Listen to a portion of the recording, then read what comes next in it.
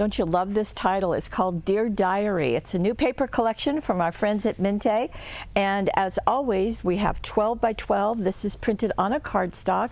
And as always, we get a ton of cutouts, so many of them. As a matter of fact, there are a total of 63 in this paper collection.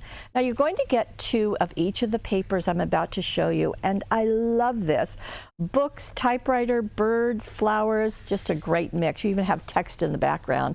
Now, scrapbookers, okay, your papers, your photographs are going to go right there. Pretty obvious, isn't it? Card makers, think in terms of quarters, and you can create 4 very different cards out of these papers. Each one is different, and you also have it double-sided, so the back side can be used also. Isn't this just beautiful? Love the colors, love the art. There's the back side. Here we have another. And on the back, brick, an all-over floral, and that's on the back, distressed texture.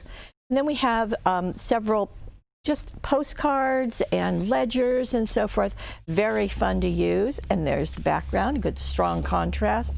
And then we have more cutouts. These are kind of staged to be little groupings. And again, it adds to the count of 63 cutouts in this paper collection.